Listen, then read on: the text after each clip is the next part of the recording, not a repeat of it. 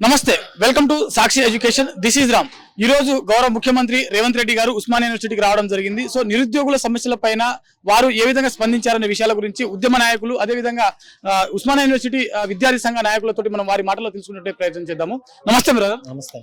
ఈ రోజు ఉస్మానియా యూనివర్సిటీలో రేవంత్ రెడ్డి గారు వచ్చిన తర్వాత నిరుద్యోగ సమస్యల మీద ఏమైనా స్పందించారా? అయితే మేము రేవంత్ రెడ్డి గారిని స్వాగతించిన మాట వాస్తవం. 1000 కోట్లు అనేది మేము ఏ డిమాండ్లో పెట్టినాం, అది నెరవేర్చిన మాట కూడా వాస్తవం. సరే, దానికి హర్షధ్వానాలు రేకెత్తిస్తున్న క్రమంలో మేము కొన్ని ఆశావాద దృక్పథం ఏమంటే, నిరుద్యోగులకు జాబ్ క్యాలెండర్ జూన్ ప్రకటిస్తా అని చెప్పిండు. ఆయన వచ్చి 2 సంవత్సరాలు దరికొస్తున్నా ఇక్కడ కొన్ని ఉస్మానియా గడ్డ నుంచి జాబ్ క్యాలెండర్ ఇస్తా అనేటువంటి క్రమం మేము ఆశపడ్డాం. నెంబర్ 1. నెంబర్ 2, పెండింగ్ లో ఉన్న స్కాలర్షిప్స్. ఈ రాష్ట్రంలో లక్షలాది మంది పేద విద్యార్థులు పెండింగ్ లో ఉన్న స్కాలర్షిప్ ఇవ్వకపోవడం వల్ల కాలేజీ యాజమాన్యాల నుంచి తీవ్రమైన ఒత్తిడి ఎదుర్కొంటూ చదవలేక ఆత్మహత్య చేసుకుంటున్నటువంటి సందర్భాలు ఉన్నాయి. అదే నేపథ్యంలో సరే, కొన్ని మాటలు ఏంటంటే యూనివర్సిటీని ఫ్రేమ్ చేసుకునేటువంటి మాట రిక్రూట్మెంట్ గురించి కావచ్చు, అవుట్ సోర్సింగ్ కాంట్రాక్ట్ సంబంధించినటువంటి విషయాలు 1000 కోట్లు ఇస్తాం, ఇక్కడి వరకే పరిమితమైంది. ఆయన ఒక రాష్ట్ర ముఖ్యమంత్రి తెలంగాణ రాష్ట్ర సాధన కోసం గుండెకాయలాగా పనిచేసి 60 సంవత్సరాల సుదీర్ఘ పోరాట కళను ఉస్మానియా గడ్డ ఒక పోరాట రూపం తీసుకుని ప్రత్యేక రాష్ట్రంగా ఏర్పడ్డది. కాబట్టి ఈ రాష్ట్రానికి ఎందుకంటే ప్రపంచంలో ఎక్కడ అన్యాయాన్ని ఇక్కడ మాట్లాడే క్రమంలో నిరుద్యోగుల కోసం ఒక ఆశావాహ దృక్పథ ప్రకటన వస్తుందని అందరం వేచి చూసినటువంటి సందర్భం. ఎందుకంటే కడు పేదరికంతో కష్టం చేసేటువంటి పీడిత వర్గాల పిల్లలు కోట్లాది మంది ఉన్నటువంటి క్రమంలో వాళ్ళ పిల్లలకు ఉస్మానియాకు రేవంత్ రెడ్డి గారు వస్తుండ్రు కాబట్టి జాబ్ క్యాలెండర్ అన్నాడు కాబట్టి ప్రకటిస్తాడు అనేటువంటి ఒక నమ్మకం ఉండే. కానీ ఆ నమ్మకాన్ని ఒమ్ము చేసే విధంగా ఓయూకు 1000 కోట్లు అన్నాడు. ఇక్కడ వరకు మాత్రమే మాట్లాడిన సందర్భం. అదేది పెండింగ్ లో ఉన్న స్కాలర్షిప్ కావచ్చు, లేదా మౌలిక సదుపాయాల కల్పన.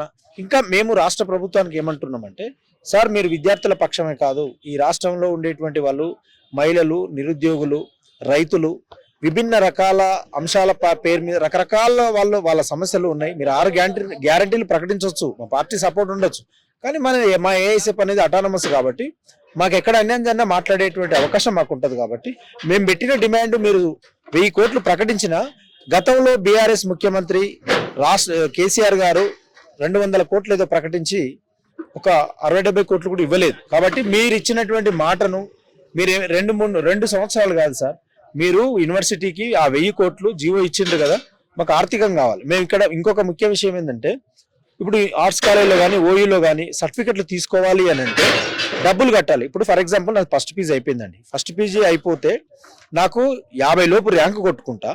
ఆ ర్యాంకు కొట్టుకున్న తర్వాత రాష్ట్ర ప్రభుత్వము రియంబర్స్మెంట్ ఇవ్వకపోతే నేను ఇక్కడ డబ్బులు కట్టుకోవాలి.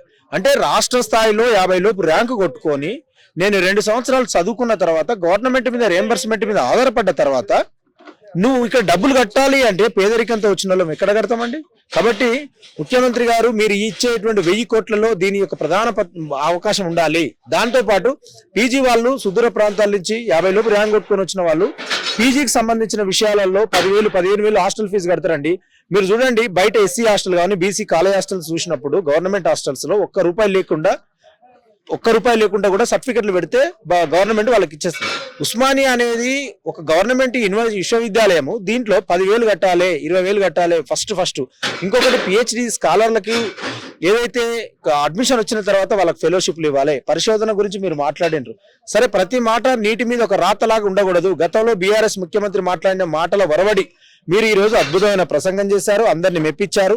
మాలాంటి విద్యార్థి ఉద్యమ నాయకుల మనసును కూడా ఒప్పించే ప్రయత్నంలో భాగంగా మీ ప్రసంగం ఉండొచ్చేమో, కానీ అవి ఒక భౌతికంగా వాస్తవ రూపేణ జరగాలి. కాబట్టి ఇప్పటికైనా మేము రాష్ట్ర ప్రభుత్వాన్ని కోరుతున్నది ఏమంటే, ముఖ్యమంత్రి గారు 1000 కోట్లది ఆ విషయమే కాదు, నిరుద్యోగులకు జాబ్ క్యాలెండర్ ప్రకటించండి, పెండింగ్ లో ఉన్న స్కాలర్షిప్ వేయండి.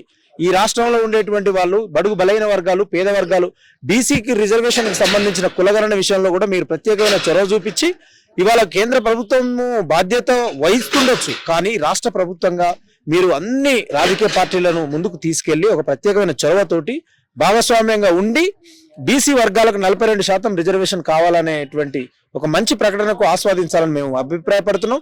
ఎందుకంటే మీరు 17% ఈ బీసీ వర్గాలకు నష్టం వాటిల్లే అవకాశం కల్పించారు అనేది బయట జరుగుతూ ఉన్నది. కాబట్టి దీన్ని నెక్స్ట్ వచ్చే దాంట్లో కూడా జరగకుండా ఉండేటువంటి ప్రయత్నం చేయాలంటే మీరు బీజేపీ ప్రభుత్వం మీద ఈ రాష్ట్ర ప్రభుత్వంగా ఒక పెద్దన్న పాత్ర వహిస్తూ అన్ని రాజకీయ పార్టీలను భాగస్వామ్యం చేసి బీసీ వర్గాలకు కోసం మీరు నిలబడాల్సినటువంటి అవసరం ఉన్నది.